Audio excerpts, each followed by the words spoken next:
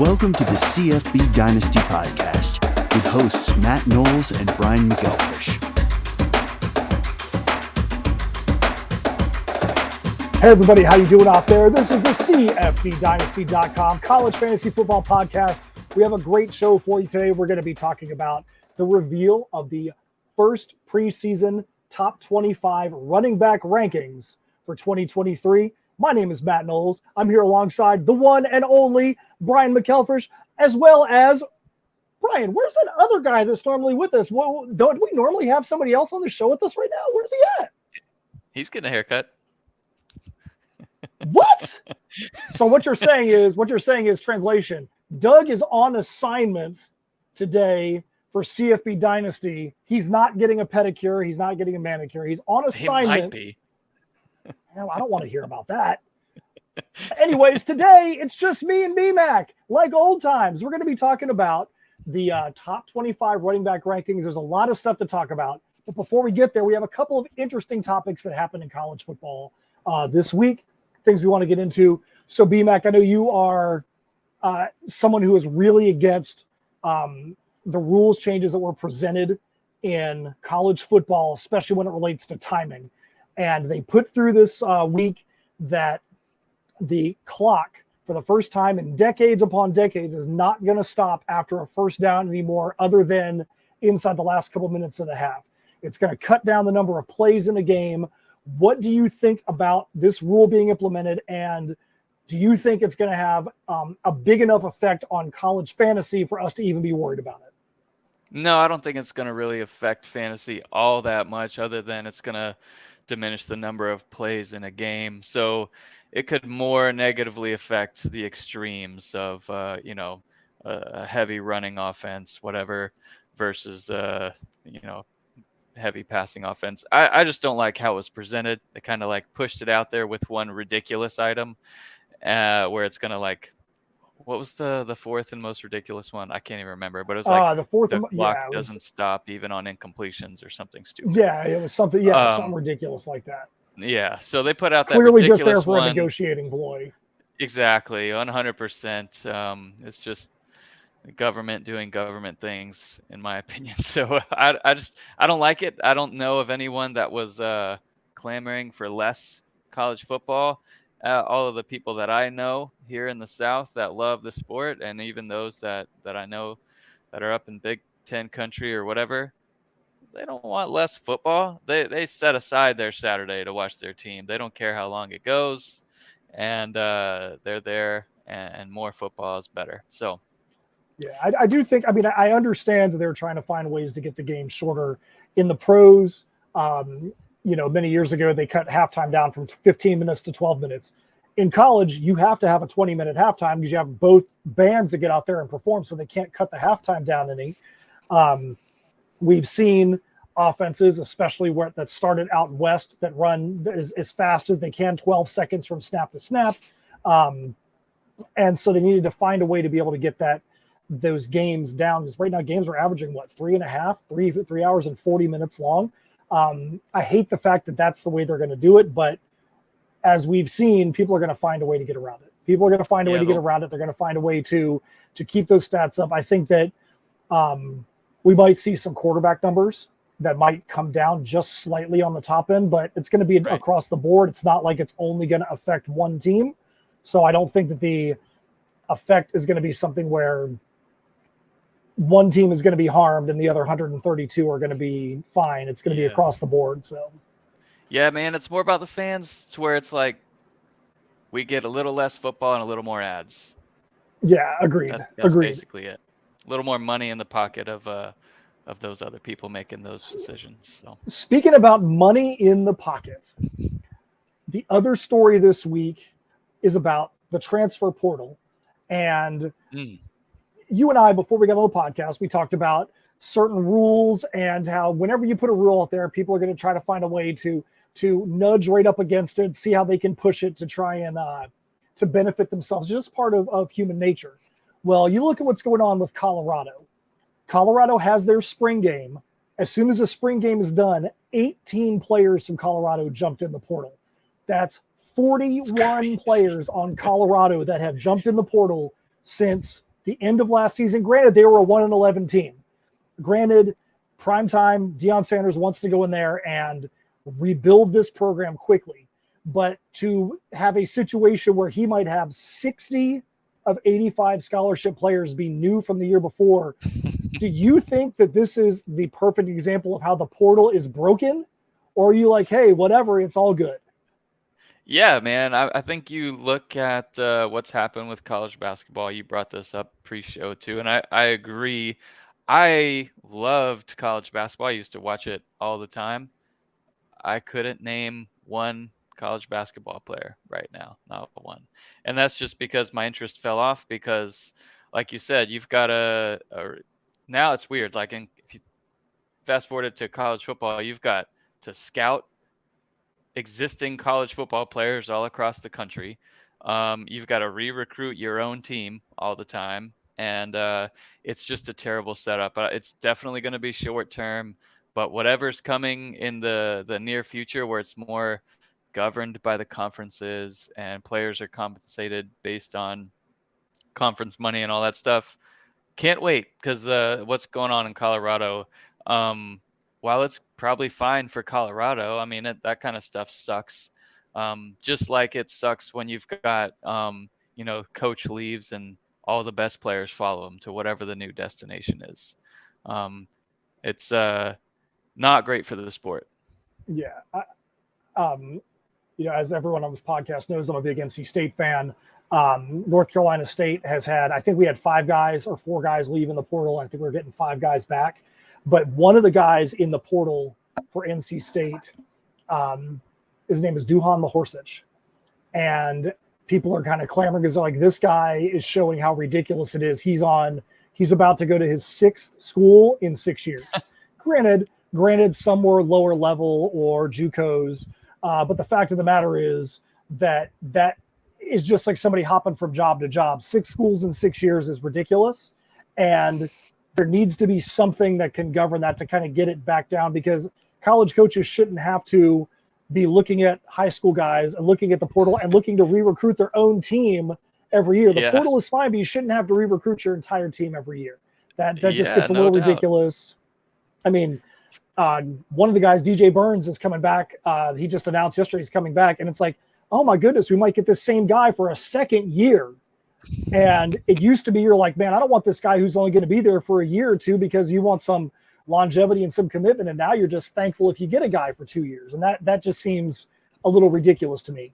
And I mean, just think about the video game alone, like us, like how they're going to develop this into the video game and whatnot, and how mad you're going to be just as a whatever you're recruiting your players, and then all of a sudden he takes an NIL deal somewhere else, hops in the portal. Oh man, you just shut the game off at that point. Yeah, can you imagine that? You go to your off season and half your team you have to go re-recruit to make sure they don't go to the portal. It's crazy. It's crazy, man. It's crazy. And then you have like Buckner, who goes into the portal with this tag that I didn't know existed before this last week, where you can tag yourself as "do not contact," which is code for I know where I'm gonna go, and he just follows his old OC. And now Bama's got 5 top 10 quarterbacks, not top 10 in the country, but top 10 when they came out ish from recruiting. And to me, that's just crazy, because again, it's one thing to be like, hey, we know that schools are paying players, so let's have the NLIs out there, or NILs out there, so that way we can, at least try to govern some of this and have it be out there in the open. But when you've got a situation like that, I mean, you can't tell me that there's not tampering going on there. If the guy already knows where he's going before his name is in the portal, that means he was talking to somebody when his name wasn't in the portal. That's literally what tampering is. So for them to have that option in the portal just seems like they are saying, here's the rule we're going to have. Here's our way that you can break this rule. That seems ridiculous. It's ridiculous. Yeah. Yeah, I agree. But we'll see what happens in Colorado. It's certainly a guinea pig type of thing. And they only won 1 game last year, so it's not like they've got a long way to fall. but it's certainly not healthy for the sport that we all love. So I kind of Well, we got some other topics to talk about, but I think that this actually allows us right now to roll into our top 25. We're talking about players moving from school to school. We're talking about who's going to be at the top of the list. I would think that as somebody who's been around college football and college fantasy for coming on now close to 20 years, this has got to be one of the more difficult times for someone like yourself that is heading up doing these preseason rankings to make sure the rankings are accurate. And the reason I say that is because previously you were only concerned with incoming freshmen, who are the guys that were leaving, going to the pros, and a very small number of guys that were transferring from school to school. Now you also have to take into account guys that may have performed great last year, but are now in a new program. And are they going to be able to perform at the same level? Is it going to be a better position for them? Are they transferring? Like last year, we had a couple of guys that were starters at their programs that all transferred to Michigan State. So you have that extra level in there. Have you seen that it's been a little more difficult to make these rankings be solid, or is it just a part of the process? It is way more difficult. There's just a lot of cracks, right? So we're going through our expert Q&A series where we talk to writers at all the schools and kind of they're going to help us out and make sure nothing falls through the cracks. But there are some things for sure, and we're trying to keep depth charts up to date and all that stuff. And as you get into this first segment here, we've got an issue right in line with what we're talking about here with the portal. So it's interesting, a lot of movement, but there's some tools that are really helpful. So if you ever want to check, the 247 portal tracker is out there, and that's really good to kind of double check and make sure everything is in line. But yeah, certainly tons of movement. So today we're going to be talking about the preseason, the first reveal of the top 25. Again, when the show's being recorded, this is prior to the second transfer window closing in college football. One of the interesting things about the portal is that you've now got a second window, and you have to enter the window by a certain date, but there's nothing saying when you have to go and sign with another school. So you could still have guys jumping into the portal now and maybe not committing to a school until after fall ball. Unless you're a graduate, then you can do anything, which makes it crazy because we've got 7th year seniors right now. Yeah, it's unbelievable. So it's really hard to track. This on top of COVID. Once we get a few more years out and people don't have COVID years anymore, it'll help it out just a little bit. But my goodness, It's crazy. Yeah. So let's go to the rankings. We're going to do like we've done this offseason. Instead of going 1 to 25, we're going to go 25 to 1. We are going to start with the 21 to 25.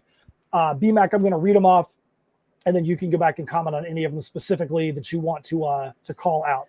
So matter of fact, top though, 25. and we'll save our dynasty little debate, whatever, for the end. Yeah, the dynasty debate that talking about me being fun versus you being no fun. That's what's going to happen at the end. Or is it the fact that there's rules versus anarchy? That's kind of the thing too. So. No, I'm very type A. We need the rules so bad. We'll get into it though. It'll be fun. All right. So top 25 running backs. If you are on CFBDynasty.com, is this up for people to be able to look at right now? Can they do this, or they have to be a subscriber right now? This is up and live. These are essentially our teaser rankings that won't change. Likely won't change. Maybe we'll do another version of teaser rankings in the fall, in the summer before the fall. But yeah, typically these teaser rankings don't change, and then we've got running backs in the background, a really deep version of those rankings. Those are not ready to be published quite yet. So yeah, you can get to these on the site under rankings, CFF, and then top 25 running backs. So here we go. The top 25 running backs starting at 25. You got Jalen White. Then you got, is that Georgia Southern that he's at? Yep, correct. Georgia Southern, Michael Wiley, 24 at Arizona. Roman Hemby, from Maryland, Marquise Irving at Oregon, and then Alton McCaskill, 21. BMAC, you said that in that group you have some stuff you want to talk about. Who do you want to call out in that group right there? Well, first of all, McCaskill is the star running back for Houston, and he just entered the portal. It's gonna kind of leave that running back room wide open for Houston, but people are saying he's trending to Colorado. I know the Gators offered him or tried to visit with him. I don't know what really is going to happen there. So that kind of just sucks for Houston. You know, a top 25, in this case, fantasy running back. They're just going to lose him right after the spring. So that's that. We've got Marquise Irving or Bucky Irving, whatever, from Oregon. He was really good last year. He kind of took over after Cardwell got hurt. And he looks like he's going to be the guy, but I'm afraid of that Oregon backfield. I think they're going to be too much sharing the ball there. So we'll see. And then you got Roman Hemby, who I wanted to call out just because he is so incredibly talented, potential future NFL running back. We had him on our recent breakout candidate highlight reel, and they've got Littleton coming back from injury. So we'll see how that shakes out. If Hemby was like the guy, period, he'd be higher in the rankings than this. But we got to see how that timeshare is gonna kind of shake out. Yeah, and it's tough because there's very few guys that are going to be your be all end all number one guy in a college backfield. I think that we saw with the NFL draft that Bijan Robinson was probably the only real guy that was that guy. And the crazy thing is, if you look at that Texas backfield, he got the lion's share of carries, and Roschon Johnson is still ranked in the top 10 in NFL prospects, and he barely touched the ball last year after being almost a timeshare the year before. You rarely are going to have that. Normally, if you've got two guys that are that good in the same backfield, teams are going to find a way to get them on the field. So if you can find a Bijan Robinson, then you know you're going to have yourself a stud. But normally you're going to have some kind of committee situation happening. Yeah, and there's certainly more of those available in college than there are in the NFL, because that's like super diminished in the National Football League. But yeah, that's good. And I've got a question for you for sure on the next group here. All right. I think I know where you're going there. All right. So next group, we're going to go to the top 20. We're looking at 16 through 20. We got Cy Bangura from Ohio. We got Samson Evans from Eastern Michigan. We got George Halani from Boise State. Damian Martinez from Oregon State. And then Nick Singleton from Penn State. So you got a lot of the guys that were freshmen last year that blew up that are in that group. Did I leave somebody out there? No, I think I actually went all the way down to 15. My bad. We went 15 to 20 instead of 16 to 20. I think we left off Aiden Robbins there from BYU at 20. I think so. My bad. So Aiden Robbins is actually the guy at 20. So we've got Aiden Robbins at 20 from BYU, Cy Bangura, Ohio at 19, Samson Evans, Eastern Michigan at 18, George Halani, Boise State at 17, Damian Martinez, Oregon State at 16. We'll go there. Yeah. Who do you want to call out in that group? Yeah, Robbins has a chance, I think, for a special year. Damian Martinez, love what's going to happen there at Oregon State. I think we're going to see a reemergence from DJU. But Martinez is going to be a massive part of that offense. I think he was freshman of the year last year in the Pac-12, and just shy of 1,000 yards. He should be well over that this year as the main bell cow. They've got a pretty good backfield, and sneakily, I think Oregon State is like fourth ahead of Utah on odds to win the Pac-12. That is interesting. I could have that wrong. But they are in that top five there, which mentally I just haven't put them there, as equal or close to Oregon, USC, Utah, UCLA, but they're there. So we'll see. what happens overall with DJU, but I think that's going to be really good for Martinez. I think he's going to be great there. I do too. But My team went Helani. super. Helani. Let's go with Helani. Okay, let's go with Helani. So you got your boy Genty, Ashton Genty. Yep. Genty. All right. We'll roll with Genty. My bad. He crushed it in the spring game. And whenever he plays, he's great. He's electric. And it looked like Helani was going to kind of take over that job. A lot of people drafted him. They were disappointed in him like early on in the year. And then he kind of picked it up at the end. Like he averaged 18 fantasy points a game last year. Solid, right? But Genty, man, do you think he's going to take over? Well, last year I went super freshman heavy on running backs on my team. My team was decimated, so I wanted to get some guys that looked like they were going to become the guy. Damian Martinez is on my team. Ashton Genty is on my team. Do I think that Genty is going to be the guy over Helani this year? I don't know. Do I think they're both are going to get their numbers? Absolutely. Do I think that Genty has the chance to be the next great, when I say great, Boise State running back to make it to the NFL? I think that's a definite possibility. I sure as heck hope that Ashton Genty takes over. I mean, George Helani's just got so much talent, but I do think that they're both going to get their numbers. I think it's going to be good for Genty when Helani's the heck out of there. But I'm really stoked about my young guys in the backfield. That's a good setup there. Yeah, Genty and Martinez. That's awesome. So yeah, that one's going to be interesting. I would worry about, week to week timeshares like that. And that's really what's affected Nick Singleton. We've got him there at 15. It's just because Katron Allen, his fellow freshman last year, is so good.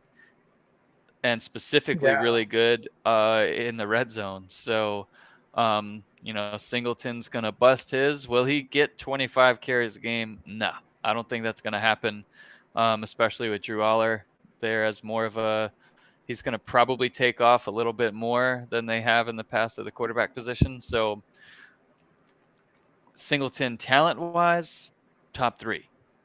Singleton fantasy-wise, because I understand if you're looking at mock drafts and stuff for the future Devy rankings, whatever, Singleton's definitely up there, way up there, top 2 probably. I think we do have him top 2, like maybe right behind Travion in terms of Devy rankings. But in terms of fantasy output, I don't think you're going to get a consistent 20 touches a game or whatever. Yeah, and last year Singleton obviously is another guy that I targeted. But like you said, the biggest knock on him is just the team. That Penn State has just got an incredible stable of running backs. They had guys that were 5-star running backs that transferred out because they couldn't get to the field. Yeah, but I agree with you. Singleton is a guy that's probably got more Devy use right now than in college. But if you're in a league like ours that's college to pro, you got to be thinking about that. You can't just be worried about what his stats are going to be in college. You got to be thinking about what he might be able to get you when you get to that next level. So speaking about him, let's go back and let's talk about 11 through 15. So 15, we've talked about Nick Singleton. 14, you got Jace McClellan at Alabama. 13, you got Frank Gore Jr., Southern Miss. 12, you got Kavorian Barnes at UTSA. And 11, you got LaDamian Webb at South Alabama. So who do you want to call it? Who do you want to talk about in that group? So McClellan finally is going to get his chance. He's a, really good running back, great out of the backfield, good in the red zone, good pass blocker. Like he's definitely a Devy type player too. And I think, with that Alabama O-line really beefing up, I think no matter who it is at quarterback there, with whether it's Buckner or Milrow or whoever, you got to see some transfers out of there at quarterback, but McClellan's going to be the guy at running back. There will, as always, because they're super talented, it's crowded behind him, but I think he'll get some really fantasy relevant numbers this year, and he'll have some big games behind that massive O-line. You got Gore. He's just really consistently good. Averaged 16 a game last year. It'll increase again this year, I believe. Barnes is a breakout candidate. We've got some highlights of him in our breakout highlight video we posted up on YouTube a week or two ago. Barnes is going to be the guy for UTSA. Like, he looks really good.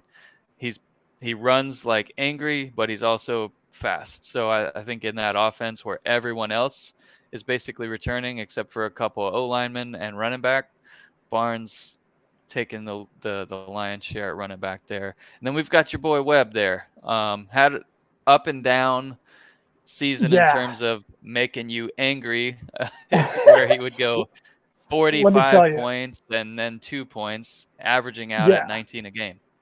Yeah, LaDamian Webb, like, that's exactly what I was going to call out. So that's a guy that has got an incredible amount of talent. If you just go look at the last 5 games last year, you can see what caused me to want to, throw a game controller against the wall. On October 29th, he had 28 carries, 162 yards, and 3 scores. On November 5th, 35 carries, 247 yards, and 4 touchdowns. In his next 3 games, he had about 160 yards combined across 3 games with no scores. And so in those games, one of them is going to be in the College Fantasy Championship week. You can't have a guy that is your guy that you're going to just get stupid points out of every single week, just completely fall off at the end of the season. You need that guy that's going to be consistent. So hopefully this year, Webb is going to get a little more consistent with his points, because I'd rather have 20, 25 points every single week than 48 points one week and 4 the next. Totally agree.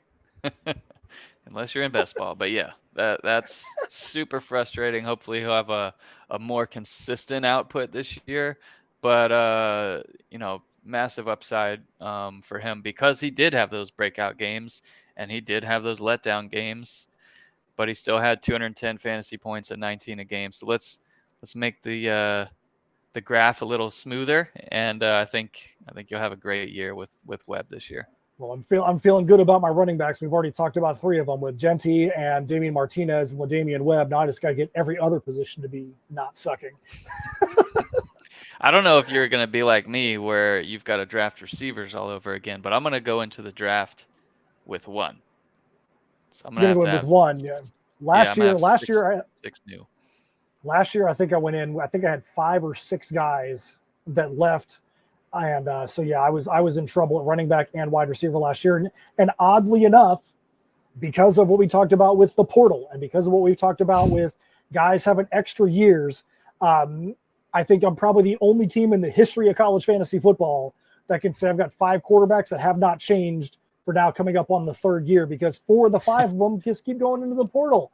I got to do something. I got to do something to get my quarterback room under control, because when I drafted these guys, I'm like, okay, some of these guys are going to be leaving and I'll be able to get some new guys in. But then, you got guys that are, 7th year seniors and transfer in state, guys that were supposed to come out early that decided that they're going to stay in for an extra year, has really complicated my roster, because these spaces that I thought were going to open up have not opened up.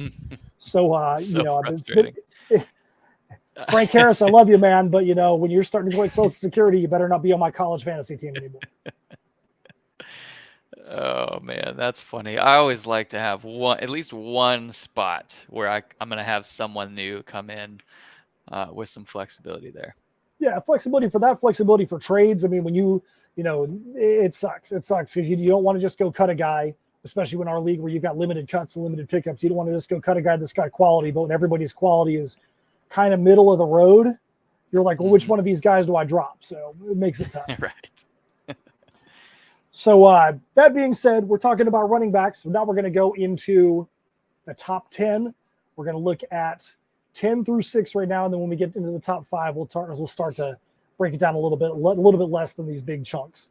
So at number 10, you got Rasheen Ali from Marshall. Number 9, Marquez Cooper from Ball State. 8, Trey Benson at Florida State. Number 7, Carson Steele at UCLA. Number 6, Travion Henderson at Ohio State. BMAC, who do you want to call out in that group? All right, so Ali is going to have a comeback year. He was one of the top running backs in fantasy more than a year ago, or 2 years ago. And then you got Marquez Cooper coming over. He had 223 fantasy points last year, averaged more than 18 fantasy points a game. Very solid performance at Kent State. And then, like everyone else, left. And so he's at Ball State. He's going to be replacing Carson Steele, who we have at number 7, who had 22, almost 23 fantasy points a game when he was at Ball State. So I think both of those guys are in a situation where they're going to be potentially. I think Cooper will be a little bit better. I think Steele might be flat at best, but still flat for Carson Steele is fantastic production. And then in between those two, Trey Benson. You've got Florida State. And, he came over from Oregon. He runs with power. He runs with anger, and he's got good speed too. And in that Norvell offense, I think we'll see him take off potentially even better the following year when Jordan Travis is gone, because Travis runs so much. But I love Benson. I think he's going to really break out. Not that he didn't have a bad year last year, but this year he's going to come in as running back 1 and is going to put up numbers far superior to what he did last year. And then 6, Travion Henderson. They're going to split carries. They don't know who's going to start at quarterback. Talent-wise, he's rated higher if he's healthy, where he was dealing with injuries off and on all last year. If he's healthy, he's one of the best players in the sport. And a lot of people are going to forget that after being disappointed drafting him last year. But huge potential bounce back season, of course, like Rasheen Ali too in that list. All right, so we're just going to look at number 5 and number 4 right now. At 5, you got Will Shipley from Clemson. At number 4, Blake Corum at Michigan. Talk about these two guys, B-Mac. Yeah, Shipley, clear running back 1. They should have a better offense, new system, new OC coming in at Clemson. I think that alone overall is going to make the offense run more smoothly. I don't know if you've seen any of the comments from DJU in the last week or two. I have not. But he was basically talking about how the Oregon State offense is just far superior because of how everything's set up and structured and plays and reads that he can do and all that stuff, where it just didn't exist with Clemson's old OC Streeter, maybe. Anyways, he was just like an internal promotion, and he just apparently wasn't ready. So I think that whole offense is going to flourish more, and Shipley will be the main guy. Like, he'll be the go-to guy. Great out of the backfield, everything you want out of a running back there. Averaged 18 a game last year, could easily be 24 this year. And then we've got Corum for Michigan, where we'll see more Donovan Edwards, but Corum is RB1 for Michigan. Averaged 22.5 last year, and they're just going to do their thing and keep going along. I think Corum has just been so consistently good for a couple years now, like no surprise to anyone. He's number 4. All right, so let's go to number 3. You got Braylon Allen at Wisconsin. No surprise there. He took over that backfield that normally you've got a Wisconsin running back that is going to be up at the top in the rankings. And it's been a little bit, their offense has been a little bit questionable for the last couple of years. Yeah. Braylon Allen is the one who's trying to get them back to fantasy relevance at the top end of things. What do you think about Braylon Allen? Yeah, new scheme. I think Wisconsin in the next few years is going to be, more,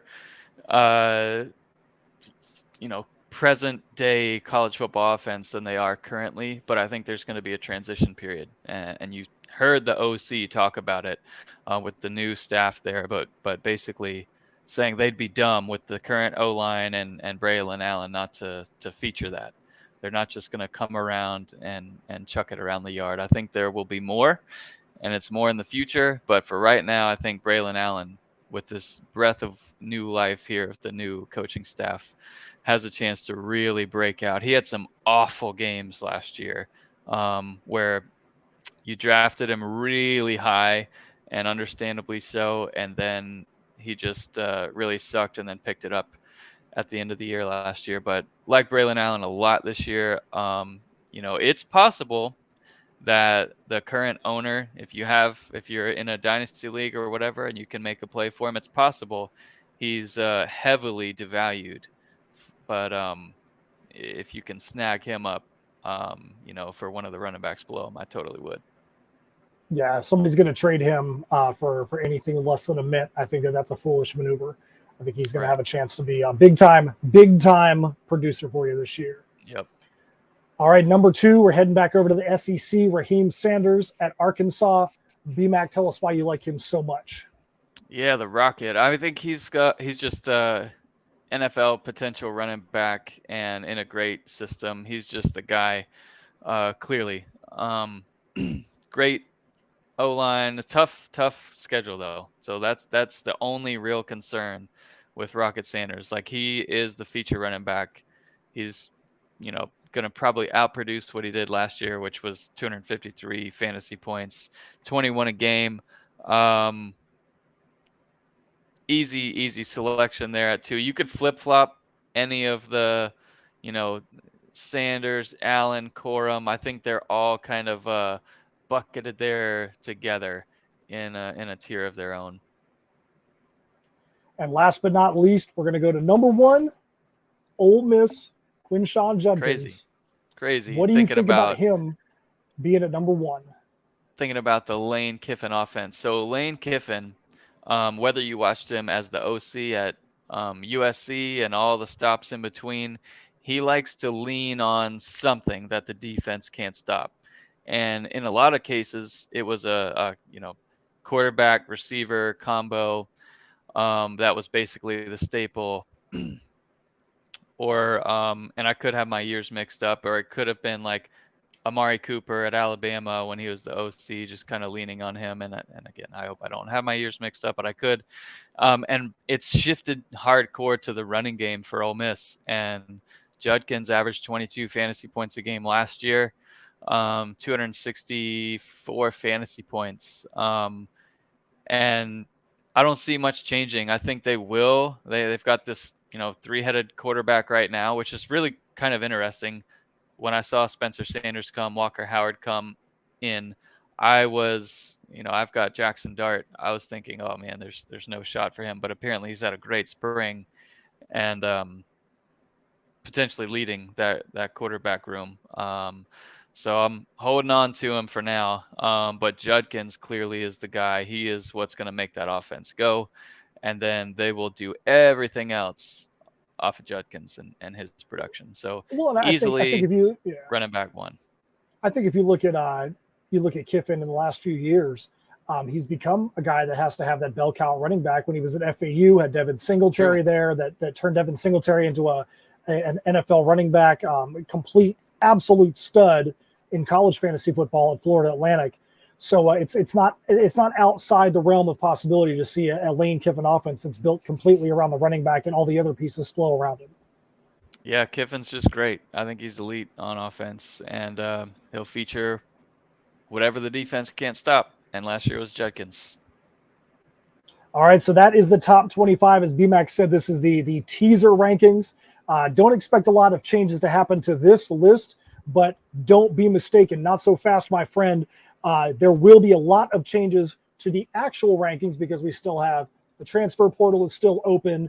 You still have people that have to decide what schools they're going to go to. So you could see somebody on this list right now that could move out because you got a guy that transfers in, or vice versa. They could be on the list and they could transfer out and go into a situation that's not as good for them. That's why you want to make sure you are subscribed to cfbdynasty.com so you get the up-to-date news. That's why you want to be a part of our Discord channel so that way, if you get news or someone that is on the Discord channel gets news, you can be one of the first people in your league to get a hold of it. That way you get a leg up when you guys do your draft.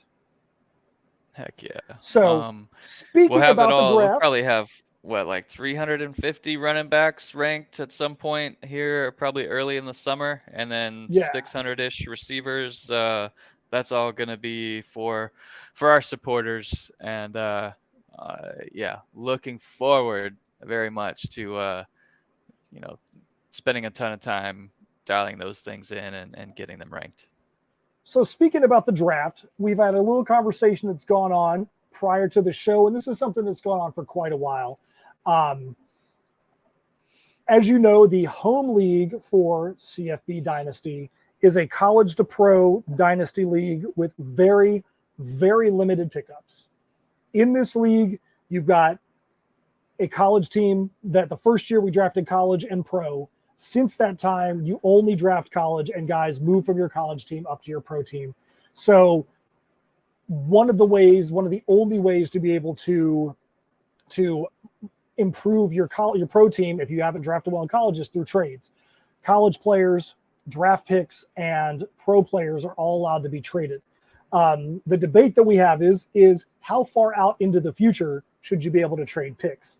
In the NBA, you see teams doing insane things like trading their 2029 picks, stuff that just doesn't even make any sense. In our league, we've always said that you're able to trade 1 year up, and then there's certain times that you can trade a second year's draft picks. There's a push sometimes by somebody else that's on this podcast that is not me, to allow there to be more draft picks there to be traded. So BMAC, why don't you let people know why you think that more years with the draft picks should be able to be traded? Yeah, I will say this though, from setting up your fantasy league, whether it's a dynasty league or whatever, for success, like that's what we both want. Like league longevity is a concern here with these kinds of rules and what's allowed to be traded and not traded, and when things can be traded and whatnot, because you never want owner turnover in fantasy leagues, because that sucks. So you don't want someone who's talking about dumping all their draft picks and then they dip out of the league if one of their trades goes poorly, or that player didn't pan out and now they don't have any picks or any hope for the future. Like, you don't want any of that. So we do have, and I think this was Matt's rule, if I'm not corrected, which is or if I'm not mistaken, sorry. So we do already have some limitations on picks that are allowed to be traded. You're only allowed to trade 4 of your original picks. So we've got 9 rounds of picks open to be dealt every year. And it's just talking about, all right, when can we make that change? So I just think there should be current year plus 1 available at all times. Well, Josiah brought this one up last night at the house watching the draft, and that was his perspective. And I feel like it's easy, and I like it. In my opinion, I think we've got the dead period from trade deadline, league trade deadline, through whenever Fantrax opens the new league year, which could be anywhere from February 1st to April. I don't really know. So we could set that, and that's part of the fun of Dynasty too, is where, as the Super Bowl ends, you start to get really sad, and then you're like longing for spring games, and then you just get that football feeling back, and maybe you just want to make a little move or whatever. So I like that for interactivity with the league, making it, giving it life, at least most of the year, doing some things. So I like having that asset to be able to trade in the off season. And I think 2 years of picks is pretty reasonable. Do you want to be unreasonable? What do you think? So my question there is this. So I don't think it's unreasonable. I think it becomes a little bit of anarchy.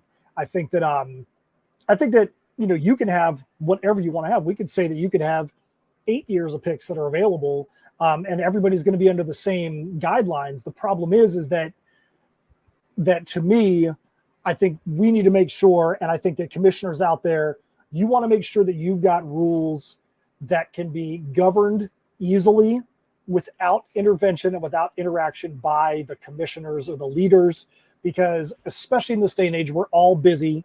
We all are doing things. And if we have to be in micromanaging things based on opinion that other teams are doing, then that's going to take away the fun. So if we did the 8 years, Dillingham would have like 10 first-round picks in 2030. By the time it'd be insane. It'd be insane. That'd be between Mike Dillingham and Danny Tucker, they would have Danny would trade out every pick for the next 5 years, and he'd be out there trying to reach into like, you know, the senior citizen home to try and, you know, get first round picks. I just always want to see, you guys have seen, we don't have it up there today, but we always have the hashtag underneath my name that says Lord of the Rules.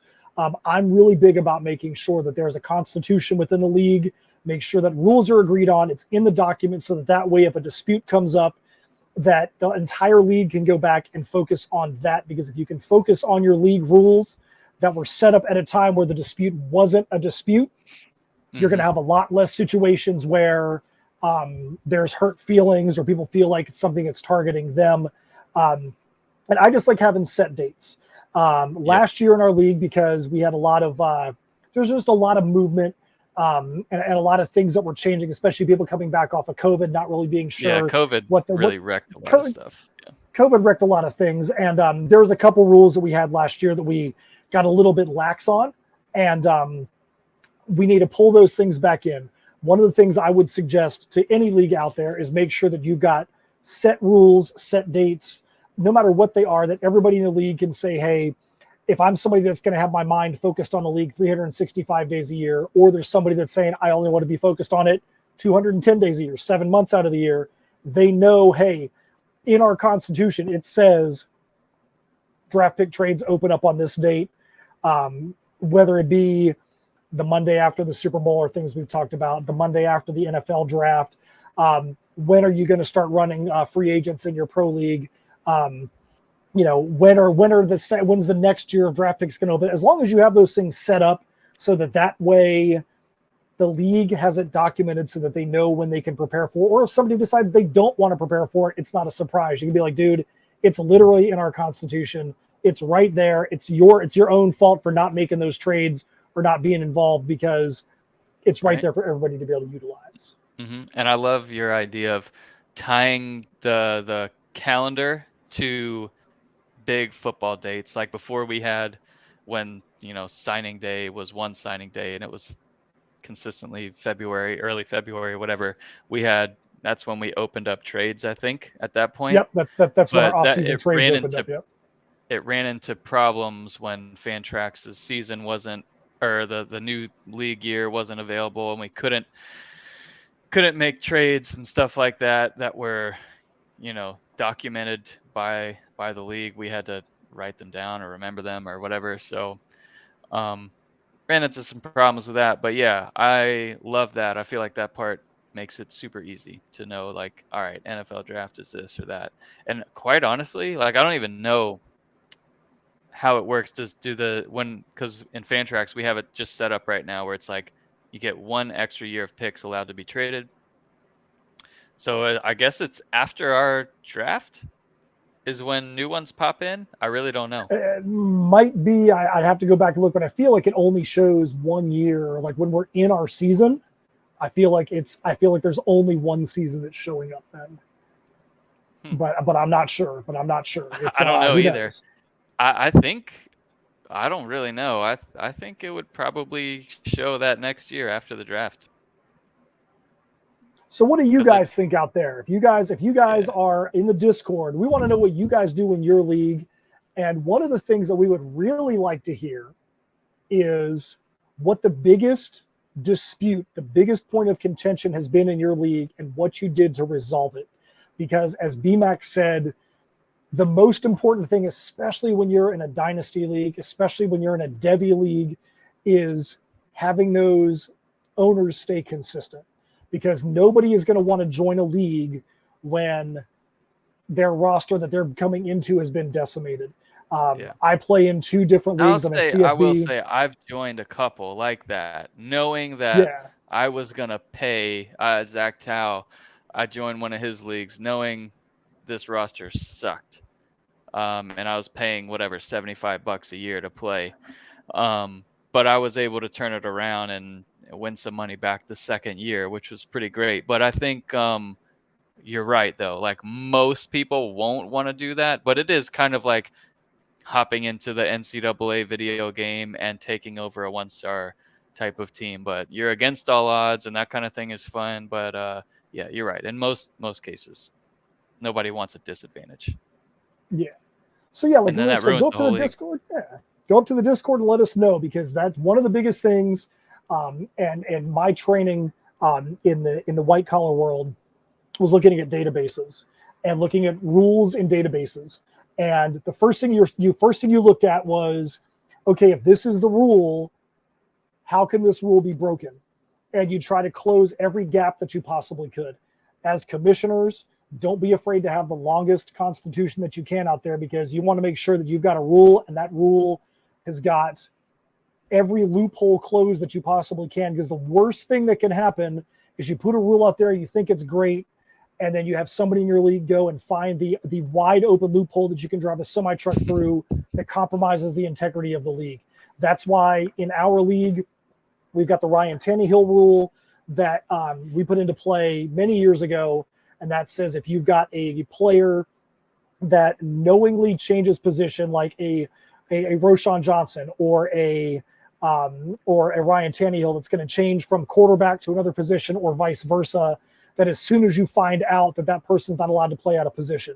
One of the things that we do in our leagues is we do not allow any dual rostered players. And what we mean by that is, for whatever reason, and it drives me crazy whenever a fantasy league will be like, or like CBS will say, oh, this person's available to be played at running back or wide receiver or tight end.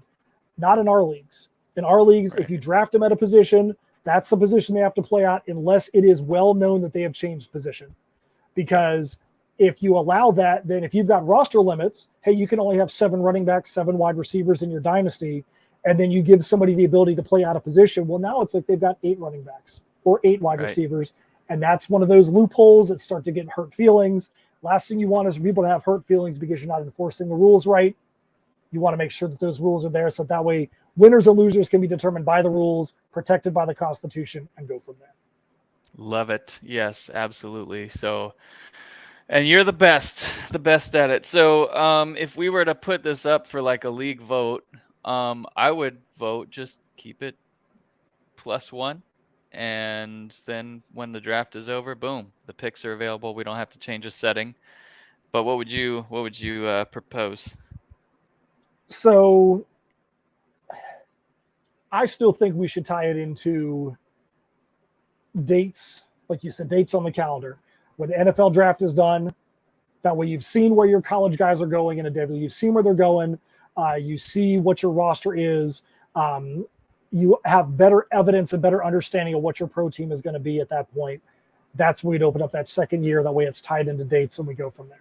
I have no problem with having that second year open, but I think it should be closer to when you actually have a draft. All right, cool. Well, I look forward to seeing how this mug plays out, and we'll find out. All right, we'll see. We'll see. Yep. So receivers next week. I Receivers think next week. Are you gonna see if you can get Doug to get his butt back in here, man? What do you guys think? Are you guys missing Doug this week?